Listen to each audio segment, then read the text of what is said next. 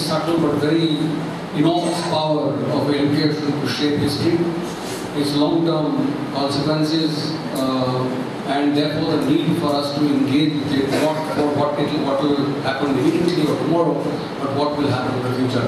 But I will not make a summary of this talk because I think there's been a request from the House that it be synopsized in Hindi. So could Buddha please come? Thank you.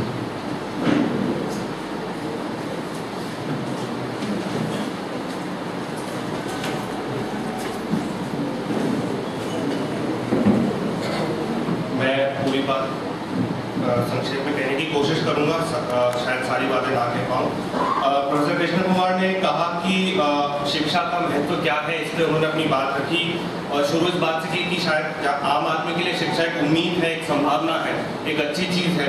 लेकिन अगर हम थोड़ा ध्यान से शिक्षा को समझने की कोशिश करें, उसकी भूमिका को समझने की कोशिश करें, तो शिक्षा कहीं ज़्यादा पेचीदा मामला है। शिक्षा का जो मुद्दा है, तो अगर उन्होंने गुजरात के दंगों के उदाहरण से शुरुआत की कि आज अगर हमें गुजरात के दंगों को समझना है तो गुजरात में 1970 और 80 के दशक में स्कूलों और विश्वविद्यालय में क्या पढ़ाया जा रहा था, क्या सिखाया जा रहा था, ये समझने की जरूरत है। क्यों उन स्कूल और विश्वविद्यालय से पढ़े हुए लोग निकलकर खून खराबा, मारपीट करने और लूटने की राजनीति पर उतर आए।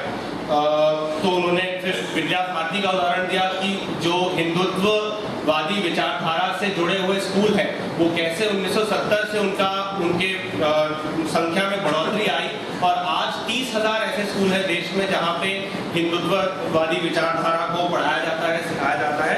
और ये समझने की जरूरत है कि आज इसलिए हमारा समाज इस तरह से कम्युनलाइज हो चुका है। फिर उन्होंने कहा कि समाजशास्त्री आज भी इस चीज़ को नहीं समझ पाए हैं कि शिक्षा का इतिहास को बनाने में एक अहम भूमिका रही है और कई प्रगतिशील लोग आज भी ये समझते हैं कि शिक्षा का सवाल एक ऐसा सवाल है जो कि शायद सामाजिक क्रांति के बाद उठाया जा सकता है।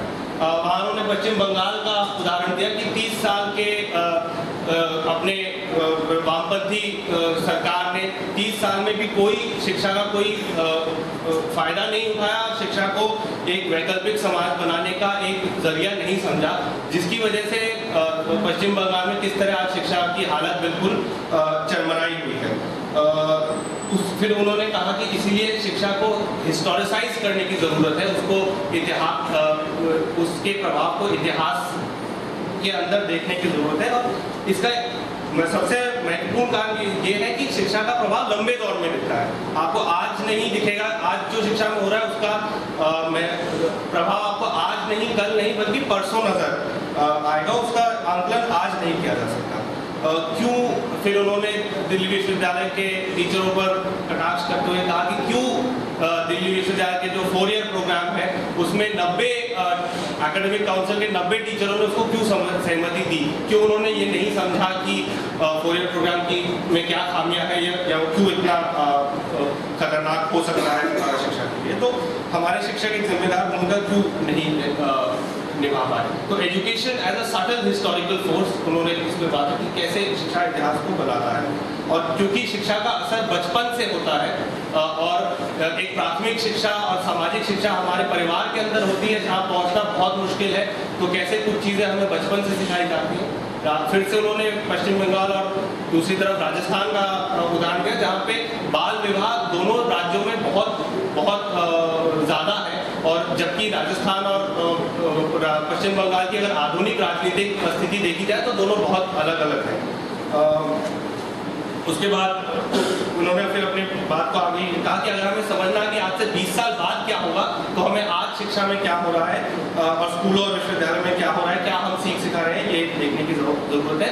सवाल पूछने की आदत कैसे पहली कक्षा से ही बंद कर दी जाती है, तो जो स्टूडेंट कॉलेज और रिसर्च लेवल तक पहुंचता है वो आज भी सवाल पूछने की आदत से ही या सीखने से ही वो वंचित रह जाता है। फिर कोठारी कमीशन का उन्होंने जिक्र किया कि जैसे कोठारी कमीशन को नेहरू के समाजवाद की बहुत अच्छा उदाहरण माना जाता है, लेकिन लोग ये नहीं समझते या लोग ये नहीं देखते कि कैसे कोठारी कमीशन में बहुत साफ तरीके से कहा गया था कि निजी स्कूलों को जैसे का तैसा छोड़ देना चाहिए और निजी स्कूलों को बढ़ावा भी देना चाहिए। तो आज हम जिस मोड़ पे पहुंचे उसका कारण हमें औपनिवेशिक इतिहास में ढूंढना पड़ेगा और किस तरह से ब्रिटिश राज्य ने पूंजीवाद की स्थापना की इस देश में, उसका क्या असर हुआ 150 साल के ब्रिटिश इतिहास में, वो हमें समझना पड़ेगा।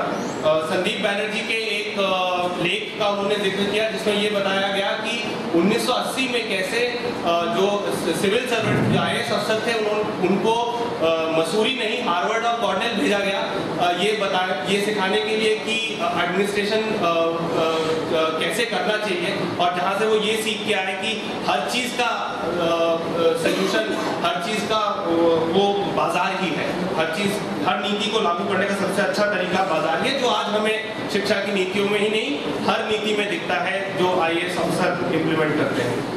फिर उन्होंने ये कहा कि एजुकेशन की अपॉर्चुनिटी, जो शिक्षा से मौके मिलते हैं, उनकी बात कही, और ये कहा कि आज के सिचुएशन को समझना काफ़ी मुश्किल है, क्योंकि एक तरफ हमारे 100 साल की लड़ाई के बाद शिक्षा का अधिकार हमें मिला है, वहीं दूसरी तरफ शिक्षा के अलग अलग स्तरों पे क्या हो रहा है ये देखना चाहिए। और 1980 के दशक से राज्य का जो रवैया है वो बहुत एक न्यूनतम रवैया बन के रह गया कि सिर्फ प्राथमिक शिक्षा पर ही प्रभाव दिया जाए, जोर डाला जाए, तो पूरे देश में सर्व शिक्षा अभियान या डिस्ट्रिक्ट एजुकेशन सिस्टम चलाया जाए, और जिससे सिर्फ स्कूल बच्चे जो खासकर जो गरीबों के बच्चे हैं वो सिर्फ 5वीं कक्षा या 8वीं कक्षा तक ही पढ़े, जिसका उनकी पूरी जिंदगी में क्या महत्व होगा ये समझना थोड़ा वो है। तो एजुकेशन एज कॉन्सोलेशन की हिंदी में बात कर पाया, लेकिन हाँ, शिक्षा एक सांत्वना की तरफ से एक तरह के सेफ्टी नेट की तरफ से या बैंडेड की तरफ इस्तेमाल किया जाने लगा है 1980 के दशक से, और जहाँ पे एक जो ज़्यादा सक्षम और शक्तिशाली है वही आगे बढ़ सके, ये भी एक चीज़ शिक्षा में पूरी तरह से आ चुकी है, जिसकी वजह से जो आदिवासी, दलित या लड़कियां हैं उनके पढ़ने की संभावनाएं बहुत कम हो चुकी है। आखिरी में उन्होंने शिक्षा और ज्ञान के रिश्ते की बात की और ये कहा कि शिक्षा सिर्फ सामाजिक और आर्थिक व्यवस्था को बनाने में ही नहीं भूमिका निभाता है, बल्कि उस आर्थिक सामाजिक व्यवस्था के ऊपर हमारे सोचने, विचार करने और सवाल पूछने की काबिलियत को भी बनाता है। तो उस परिप्रेक्ष्य में अगर देखा जाए तो शिक्षा की बहुत गहरी भूमिका है। किस तरह से आज हमारी शिक्षा ने हमें अंधा बना दिया है कि हम ये जो परमाणु ऊर्जा का सवाल है या जेनेटिकली मॉडिफाइड फूड का सवाल है, हम ये नहीं सोचते हैं कि परमाणु ऊर्जा का कोई भी स्रोत या तकनीक बिना खतरे के नहीं है। और जो शिक्षित लोग हैं उन्हें लगता है कि परमाणु ऊर्जा का सवाल या तो वैज्ञानिकों को समझने की जरूरत है या जैतापुर और कुडनकुलम के लड़ते हुए लोगों का सरदर्द है।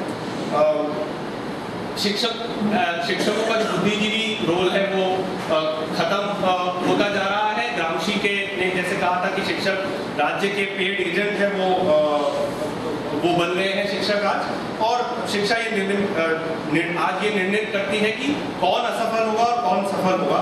और इस तरह से शिक्षा एक वर्ग आधारित समाज को छुपाने का एक जरिया है, और जिसका उन्होंने उदाहरण दिया हमारे जो परीक्षा का सिस्टम है, परीक्षा का तंत्र है, उससे कि कैसे बहुत एक इम्पर्सनल रैशनल तरीके से शिक्षा ये परीक्षा का जो सिस्टम है बताती है कि ज़्यादातर लोग सफल होते हैं और बहुत लोग सफल होते हैं, ज़्यादातर लोग असफल।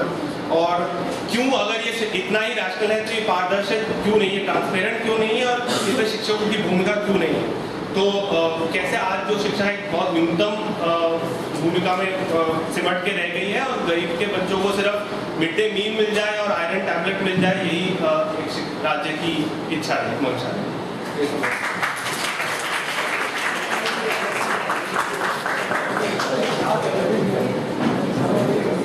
Thank you, Bodhadharya, for the excellent translation. Just one correction: the article referred to was by Sudeep Banerjee, not by Sandeep Banerjee. Yeah. Now we invite questions. Please try and be as brief as possible. Questions to both Professor Tilak and Mr. Kumar, but वक्त बहुत ज़्यादा नहीं जी।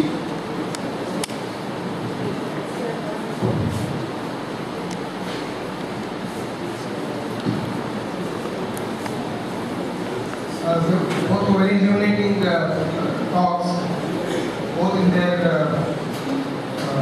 historical analysis and philosophical analysis.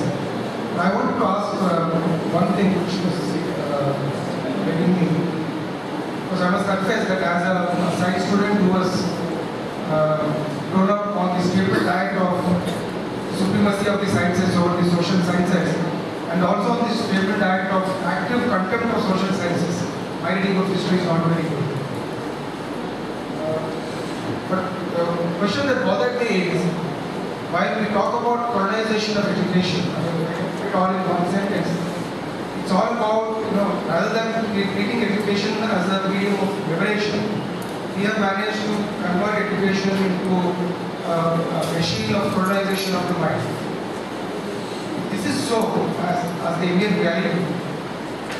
Why is it that the colonizers and the imperialists have not done that as much in their own home countries?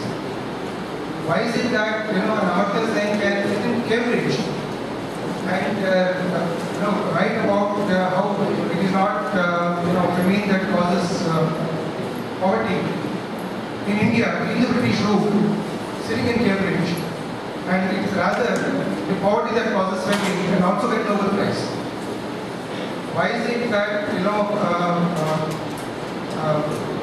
have people in Harvard, even the progressive people, private universities? Why is it that MIT has the best linguists, very well known for his highly critical notions of both the US imperialism as well as the Israeli radicalism in the US? So is there a distinction we need to make in this sense? And the other point I had is there any point in history when educational institutions have been engines of social change in India or elsewhere in the world, in terms of producing intellectuals who generate the logic for social change, or supplying students or motivating them to join the forces of social change, be it independence movement, be it Bangladesh national liberation movement, be it the movement against Korea, etc., etc. Why is it that even today we find and such leaders in all the universities, including the West, both in America and Europe? I also, in the end, if time permits, I would like to give a little bit of information about the situation of higher education under the Delhi government and the role it has on the empowerment and democratic rights of teachers in Delhi higher education institutions, since I come from the first Delhi government higher education university, IIT University. Yeah, I'd request that once again, थोड़ा छोटा करते वक्त की वजह से.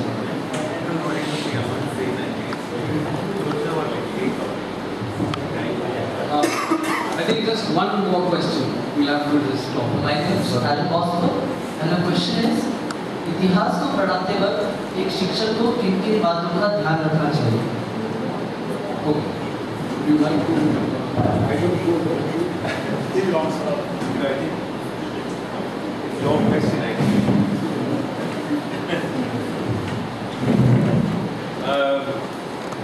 America can afford one Chomsky. I can tell you something about the role of such intellectual leaders. The extent to which a society tolerates dissent is a measure of its own cohesion around a certain ideology. We must ask ourselves, why are there no more Chomskys? Similar issues can be raised about Professor Sen. He's obviously in the world of modern economics. He's an exception. Professor Tilak will tell you where is economics as a discipline today, what kinds of problems it considers relevant, what are the questions on which major journals of economics are focused today. Professor Sen is a very rare product of a certain kind of historical circumstances of partly India, partly Bengal, where he came from, partly DUTA. He was, as you know, the president of DUTA in the 1970s. He's a product of very, very complex circumstances for him to have remained the kind of intellectual leader and for him to have put together a very rich kind of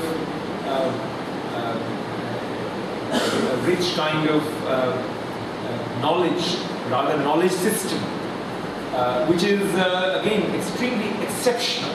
There is no economist of his kind today who uses political philosophy, for example, as a basis for economics. So such exceptional cases cannot help us to understand the larger consequences of education. If we are interested in education as a system and not in exceptional people. Exceptional people have always been around, and societies have differed in terms of the extent to which they can tolerate and appreciate such exceptional people. India can tolerate one Kabir, for example. After 500 years, we still find many aspects of Kabir very, very difficult to tolerate. This is therefore a measure of a society's general ability to appreciate dissenters. But exceptional cases just don't tell us anything about education as a large system of society. इतिहास कैसे पढ़ाना चाहिए, कैसे नहीं पढ़ाना चाहिए, हम लोगों ने काफ़ी बड़ी कोशिश की NCERT में किताबों को एक नया रूप देने की. मेरी आपसे गुजारिश है कि आप कक्षा 6 से लेकर के 12 तक की नई किताबों पर गौर करें. उनमें शिक्षकों के लिए भी बहुत स्पष्ट हिदायतें दी गई हैं कि इतिहास क्या है, किस तरीके से पढ़ाया जाना चाहिए, किस उद्देश्य के लिए पढ़ाया जाना चाहिए. इन सभी मुद्दों पर ये नया पाठ्यक्रम, नई किताबें काफ़ी गहरा प्रकाश डालती हैं. इसलिए संक्षेप में उत्तर देने की जगह बेहतर होगा कि मैं आपसे अनुरोध करूं कि आप उनको ध्यान से पढ़ें.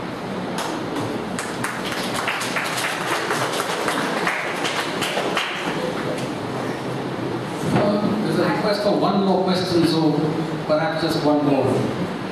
Professor Tilak, one of the things we've been experiencing at least in Delhi University is the sort of what we keep thinking of as a mad rush for this. What is the present juncture? How do you explain it in terms of just what's happening with privatization? Why this crazy rush? Because with the 4-year course also there was a demand from all kinds of high-placed quarters about stalling it. And I just want to know I'm sure there's a kind of hidden logic of capital or some gains there somewhere. So, can you... Just like to say... Unsatisfactory answer, ना? कि I feel frustrated क्योंकि मेरे पास actually कोई जवाब नहीं है. मैं ये कह सकती हूँ हाँ ये बहुत बेकार है और मुझे भी नहीं पता या क्यों पढ़ रहे हो, पर कोई ऐसा जवाब नहीं है जिससे उन्हें कोई फायदा हो या जिसका मेरे पास एज ए टीचर कि मैं एक्सप्लेनेशन दे सकूँ या जिससे मुझे भी कोई तसल्ली मिले. मेरे लिए हो जाता है कि मैं ये कह सकती हूँ कि मैंने कोई कोर्स नहीं बनाया. तो और सवाल ये आ रहे हैं कि हम जो ये पढ़ रहे हैं इससे हमें नौकरियां मिलने वाली हैं, नहीं वो भी नहीं होने वाला है. तो बार बार घूम के वहीं आ जाता है कि हम ये क्यों पढ़ रहे हैं. और आप लोग ने शिक्षकों के जैसे, आप लोग ने यूनिवर्सिटी के जैसे हम लोग के हकों की को प्रोटेक्ट क्यों नहीं किया. दूसरी चीज़ है, हम जैसे काफ़ी लोग सीनियर टीचर्स हैं, जो सीनियर टीचर्स कहा जाता है, तो हम देख रहे हैं हमारे जो नए कोलीग्स हैं, हमारे काफ़ी स्टूडेंट्स हैं जो हमारे साथ पढ़ा रहे हैं, तो वो लोग जब सवाल भी उठा रहे हैं कुछ चीज़ों को लेकर, टीचर्स के या स्टूडेंट्स के राइट्स को लेकर, उनकी जो अपनी आज हालत है, अपनी जो हालत है कि जो सेमेस्टर सिस्टम हुआ है, इससे जिस तरीके का डिविज़न हुआ है, तो एक सेमेस्टर में आपके पास नौकरी है, दूसरे सेमेस्टर में नहीं है. तो अगर आप उन टीचर्स में से हैं जो कुछ चीज़ों को लेकर आप सवाल उठाते हैं यूनिवर्सिटी के खिलाफ या एडमिनिस्ट्रेशन के खिलाफ, तो ये डर सारे समय एक बना रहता है काफ़ी टीचर्स को कि हमें तो फिर अगली बारी नौकरी नहीं मिलेगी. तो वो भी एक तरीके से वो ये भी जरिया बनता जा रहा है कि आप ये एक क्लाइमेट ऑफ डिसेंट को आप किस तरीके से नहीं बनने दे रहे हैं. एक तो इस तरीके की लॉन्ग टर्म प्लानिंग है जहाँ तक यंग टीचर्स का सवाल है, और दूसरे बहुत ही जो ये रिप्रेसिव ये जो मेजर्स हैं, जो पिछला एक हफ्ता गुजरा है, आप लोग तो काफ़ी लोग यूनिवर्सिटी से हैं, 11 तारीख के बाद से स्टूडेंट्स जो डिमांड कर रहे थे अकोमोडेशन को लेकर, तो हंगर स्ट्राइक पर बैठे हुए थे, तो उस पर पुलिस उनको उठा के ले गई. काफ़ी लोग अभी उसमें से जेल में ही हिरासत में हैं, उन पर नॉन वेलेबल ऑफेंसेस लगाए गए हैं। एक टीचर के घर में भी अभी रेड हुई है 2 दिन पहले, और जो वो UAPA के अंतर्गत वो एक लॉ भी ऐसा है कि आप किसी के पास आके आप कोई भी एक्यूजेशन लगाते हैं तो किसी भी तरीके से आप उसको वाजिब कर सकते हैं। मेरे ख्याल में एज PUTR हम इस चीज़ पर भी अपना प्रोटेस्ट जाहिर करना चाहते हैं कि जो दिल्ली यूनिवर्सिटी में जो ये अटैक हो रहा है एज एन इंस्टीट्यूशन, जो स्टूडेंट्स और टीचर्स पर एक अटैक हो रहा है, कि इसके हम खिलाफ हैं, हम उन लोगों के साथ हैं जो इन चीज़ों को लेकर लड़ रहे हैं, और हमारी भी कोशिश रहेगी कि हम उनके साथ जुड़ें। बुकलेट का मैंने